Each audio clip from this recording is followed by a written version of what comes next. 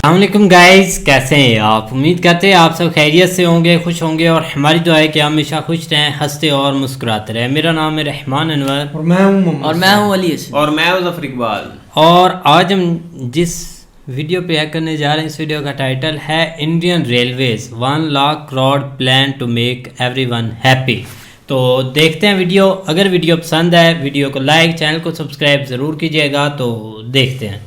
कभी भी आपने टिकट्स बुक करने की कोशिश की है इंडियन रेलवेज के अंदर, फिर चाहे वो सीजन के दौरान हो या नॉन सीजन के दौरान, वेट लिस्ट देखना ये हमारे लिए आम बात है। अगर कोई प्लान्स एंड डिस्कशंस बनती भी है आप दोस्तों के बीच में कि हम कुछ दिनों बाद में कहीं ट्रैवल करने जाए, तो रेलवेज का ऑप्शन जो है वो तुरंत दिमाग से वैसे भी हट जाता है, क्योंकि रिजर्व टिकट कुछ दिन बाद मिल पाना जनरली इम्पॉसिबल होता है, और चाहे वो काफी इंपॉर्टेंट रूट से क्यों ना हो। और इसकी वजह से लोग पैसे देने को रेडी होने के बावजूद कंफर्म टिकट्स नहीं पाते। और ट्रेन के अंदर दो समस्या इसकी वजह से होती है। पहली बात ये कि ऑब्वियसली जो वेट लिस्टेड पैसेंजर्स हैं उनको अगर अर्जेंट ट्रैवल करना है तो उनके पास में कोई खास चारा नहीं बचता, बल्कि उन्हें जो है पूरा पैसा देने के बावजूद एज अ स्टैंडिंग पैसेंजर ही ट्रैवल करना पड़ेगा। At the same time train के अंदर हमारे देश में ऐसा नहीं है कि आप वेटिंग टिकट अगर निकालो और फिर वो कंफर्म नहीं हुई तो आपको पैसा जो है वो ट्रैवल करने के बाद भी रिटर्न मिल जाएगा, या आपको जनरल के हिसाब से पैसे जो है वो काट के मिलेंगे। आपका जो है पैसों का नुकसान तो होता ही है। ऑब्वियसली रेलवे स्टेशन बहुत ज्यादा कमाती है, लेकिन लोग इस बात से ऑब्वियसली चिढ़ते भी है। साथ साथ आज के डेट में अगर हम ट्विटर को थोड़ा देखें, अगर हम कोई वीडियोस भी देख रहे हैं यूट्यूब पे, तो क्लियरली देखने मिल रहा है कि पहले जो जनरल डिब्बे का क्राउड है वो स्लीपर्स वगैरह में जाता था, वो फर्स्ट एसी तक पहुंचना शुरू हो गया है। और ऑलमोस्ट फ्लाइट की कीमत की टिकट्स बुक करने के बावजूद जो है रेलवेज इस ओवर क्राउडिंग की वजह से लोगों को सर्विस नहीं दे पा रही, और इसलिए रेलवेज ने एक एम्बिशियस प्लान रखा है जहाँ पर रेलवे मिनिस्टर ने कहा है कि 1 लाख करोड़ रुपए वो इन्वेस्ट करेंगे देश के अंदर नए ट्रेन को आने वाले कुछ सालों में चलाने के लिए। 30% से बेसिकली यहाँ पर ट्रेन की संख्या बढ़ाई जाएगी, और इसके वजह से कमिटमेंट दिया गया है कि 10 सालों में रेलवेज में वेटिंग लिस्ट का कॉन्सेप्ट लोगों को समझ में आएगा ही नहीं, और इनफैक्ट जो है सबको कंफर्म टिकट्स मिलेंगी। लेकिन क्या ये एम्बिशन जो है वो कंप्लीट हो सकता है, और गवर्नमेंट ने फिलहाल इसको प्लान किस तरीके से किया है वो इस वीडियो में मेनली हम जानेंगे। पहले बजट जो है रेलवे का वो यूटिलाइज किस तरीके से होता है वो समझ लेते हैं। अगर फाइनेंशियल ईयर 23-24 के हिसाब से हम देखें तो जो 70% रेलवे का एलोकेटेड बजट है, जो तकरीबन 2.4 लाख करोड़ का है, वो ऑलरेडी एलोकेट हो गया है। यानी कि जो बजट है ये कहाँ पे जाएगा ये तय हो गया है। ज्यादातर यहाँ पे की इंफ्रास्ट्रक्चर डेवलपमेंट है, स्टेशन डेवलपमेंट्स वगैरह, ट्रेन खरीदना, ट्रैक्स को मेंटेन करना, सेफ्टी टेक्नोलॉजी को इंस्टॉल करना और स्टेशन के अंदर सुविधाएं बढ़ाना, इन चीजों पे मेजरली बजट खर्च हो रहा है। तो ये जो आने वाला 1 लाख करोड़ रुपए है ये अचानक से इस साल पैसा नहीं आएगा, ये धीरे धीरे बाय टाइम आएगा, और रेलवे इस प्रोसेस के अंदर जो है ज्यादा यहाँ वहां से फंडिंग भी ले नहीं पाएगी। जनरली जो है रेलवे जो है अपने मेन बजट में से ये पैसा इस्तेमाल करेगी। ये 1 लाख करोड़ रुपया 10 सालों के लिए स्प्रेड आउट है, तो ऑब्वियसली यहाँ पर जो है तुरंत के तुरंत इस पैसे की नीड नहीं है। अब किया क्या जाएगा यहाँ पर वो समझते हैं। सबसे पहला स्टेप जो रेलवे करेगी वो है replacement of ageing rolling stock, यानी कि 7 से 8,000 ऐसी ट्रेन जो पुरानी हो चुकी है, आईसीएफ डिब्बों की हो या फिर ऐसी ट्रेन जो अभी चलने की हालत में नहीं है, उनको खत्म कर दिया जाएगा। वो रेक्स जो है वो हटा दिए जाएंगे और 7 से 8,000 न्यू ट्रेन को खरीदा जाएगा। ये एक मैसिव प्रोक्योरमेंट होगी, तकरीबन 1 लाख करोड़ यही पे खर्च होने वाले हैं, और इनके लिए जो ऑर्डर्स होंगे वो 4 से 5 साल में दिए जाएंगे। अब यहाँ पे बड़ी बात यह है कि रेलवेज ऑब्वियसली अब तक पूरी डिटेल्स के साथ में बाहर नहीं आई है। हो सकता है, मैं यहाँ पे कोई कंफर्मेशन नहीं दे रहा हूँ, लेकिन हो सकता है कि यहाँ पर हमें प्राइवेट कंपनीज को इनवाइट करते हुए रेलवेज नजर आ सकती है एक बड़ी संख्या में कोचेस को तुरंत डिलीवर करने के लिए।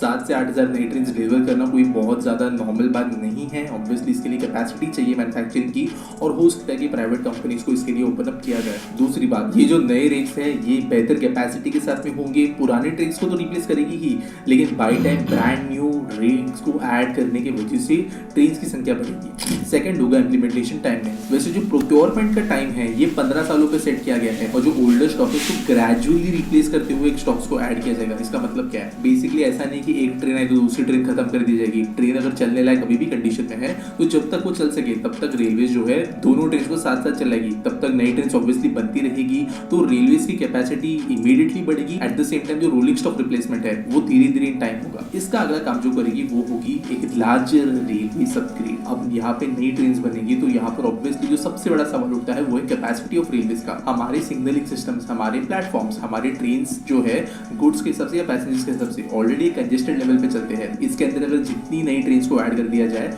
उतने ज्यादा डिलेज बढ़ते हैं, पैसेंजर एक्सपीरियंस खराब होता है, स्पीड कम होती है ट्रेन की। रेलवे जो है मेजर पैसा इसलिए पहले ऑलरेडी पिछले 2 से 3 साल से लगा रहा था ट्रैक अपग्रेडेशन के लिए, स्टेशन अपग्रेडेशन के लिए और सेफ्टी रिलेटेड चीजों के लिए भी। इसकी वजह से जैसे जैसे ये नई ट्रेन आना शुरू होगी हमारा रेलवे सिस्टम भी अपग्रेडेड होगा, क्योंकि अब ये अनाउंसमेंट हो गई है तो ये अपग्रेडेशन काम रेलवे को ज्यादा तेजी से करना पड़ेगा।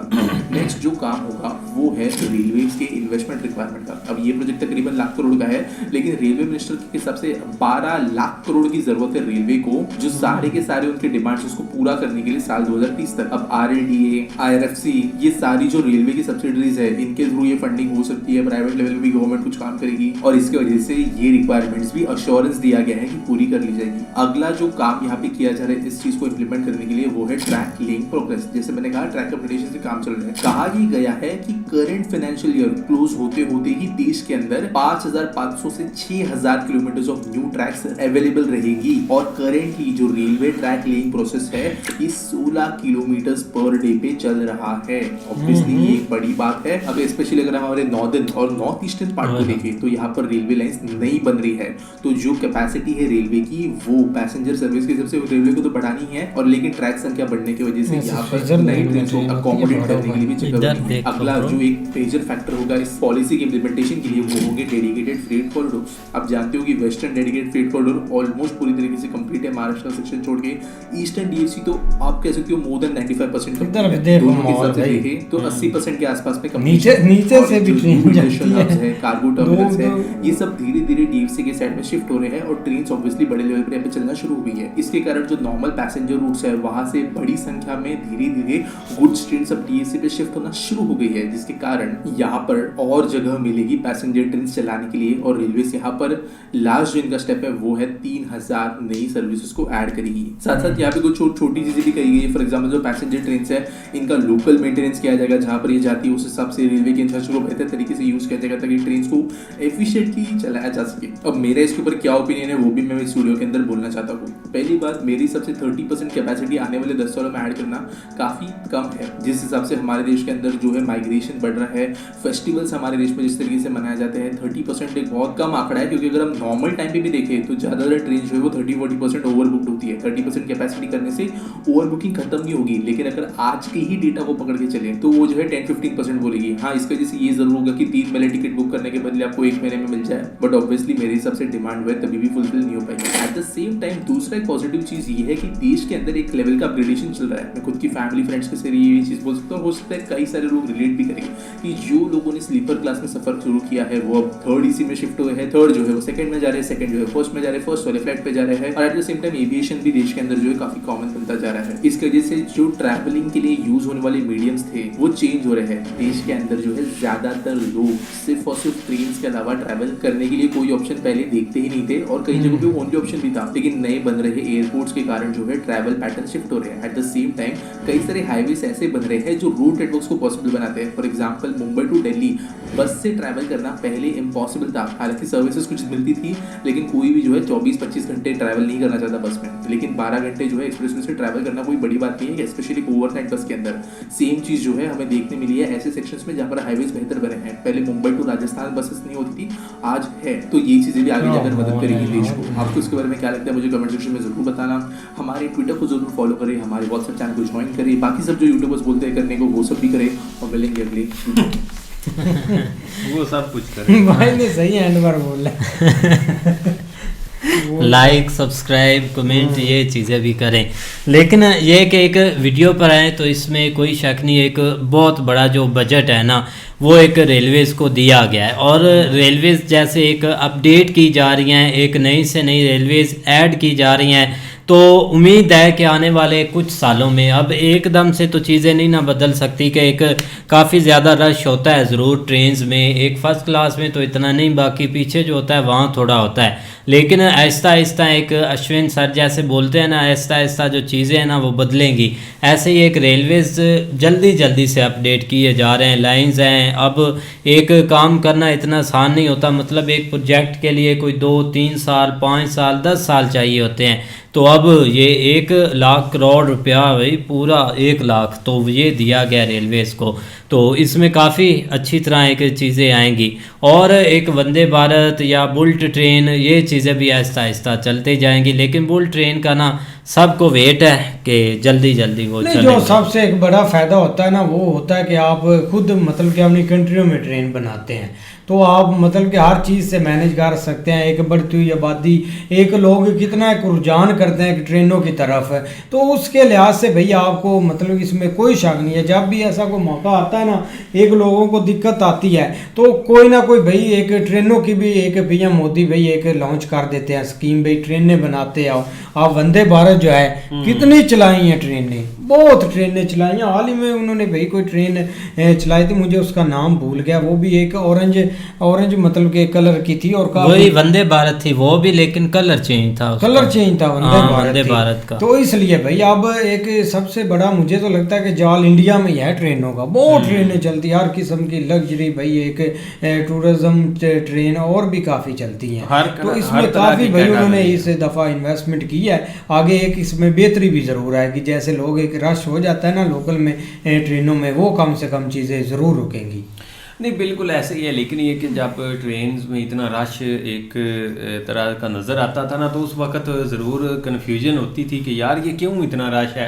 लेकिन अब इस चीज़ का जो है ना वो जब पता चला कि भाई पहले जो एक फासला था ना, जिस तरह दिल्ली से मुंबई या राजस्थान या क्योंकि बड़ी बड़ी स्टेट्स हैं, एक से दूसरे में जाने में काफ़ी टाइम लगता है, तो बसों के ऊपर जिस तरह 24 घंटे लगते थे, तो इस वजह से लोग जो है ना वो ठीक है एक सफ़र ज़रूर करते थे ट्रेन में, शायद इससे भी ज़्यादा। लेकिन ये कि थोड़ा सफ़र कंफर्टेबल हो जाता था, मतलब दरमियान में जो स्टॉप आने, वो कहीं स्टेशन पे उतर जाना, रिलैक्स, या अंदर बहुत सारी चीज़ें जो है ना वो ट्रेन में होती हैं जो कि एक बस में इतनी देर बंदा नहीं कर सकता। तो इस हवाले से अब जब से ये वही एक्सप्रेस वेज के ऊपर काम हुआ है, अब जो है ना वो जो मतलब जो 10 घंटे का सफ़र था वो अब 5 का रह गया, जो 24 का था वो 12 का रह गया। और साथ जो है ना वो काफ़ी एक बड़ी बसें हैं जो कि हम देखी हैं, हमने बहुत सारी एक बसों के ऊपर वीडियोस भी बनाई हैं और काफ़ी कंफर्टेबल भी हैं, मतलब आप सो भी सकते हैं उनके ऊपर, इस तरह की आप बसें जो है ना वो वहाँ पे बना के दे रहे हैं। लेकिन इधर आ जाएं भाई, इधर एक काफ़ी अच्छे स्टेप लिए जा रहे हैं। आप देख लो, छोटा मोटा बजट नहीं होता 1 लाख करोड़, एक उसके ऊपर जो है ना वो फिर आगे ज़ाहिर बात है मेंटेनेंस या उसकी कैटेगरी जो है ना वो जिस तरह डिसाइड की जा रही हैं।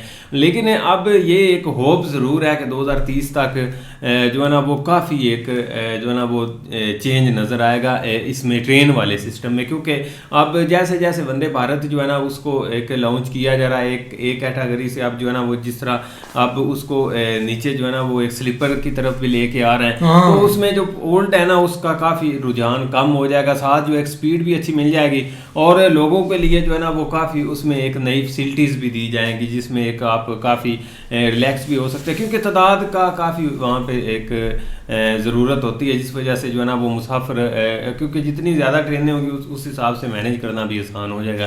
तो ये एक भाई वाकई बड़ा स्टेप है जिसके ऊपर गवर्नमेंट वर्किंग कर रही है। नहीं, ट्रेनों में भाई एक सफ़र करने का मज़ा भी आता है यार, देख ले कितने फ़ॉरेन के भाई एक जो लोग आते हैं इधर वो सफ़र करते हैं, आप ना एक गीत ही गाते जाते हैं एक ट्रेनों के लिहाज से। और भी काफ़ी चीज़ें आप देखो ना, एक मतलब कि इधर आप पाकिस्तान की ट्रेनों पर आए, इधर तो मैंने भी नहीं इधर आना पड़ता है कभी कभी बंदा इधर से इधर वो चाइना वाले बूढ़ियाँ दे देते हैं यार, दो जो पूरी नहीं आती पटड़ी में दो बंदे आते हैं उसमें, तो वो होते हैं। इंडिया में काफ़ी ट्रेन। अच्छा, कितनी टीम लेकर गया? 100 बंदे से ज़्यादा गया था जिन्होंने एक जाकर चेक करना था ट्रेन। हाँ, टीम गई थी, लेकिन जब लेकर आए वो ट्रेन पूरी नहीं आई, पटड़ी से भी ज़्यादा थी। लेकिन एक वीडियो काफ़ी अच्छी थी, उम्मीद करते हैं आपको भी पसंद आएगी। अगर पसंद आए वीडियो को लाइक, चैनल को सब्सक्राइब ज़रूर कीजिएगा। मिलते हैं नई वीडियो के साथ, तब तक के लिए अल्लाह हाफिज़।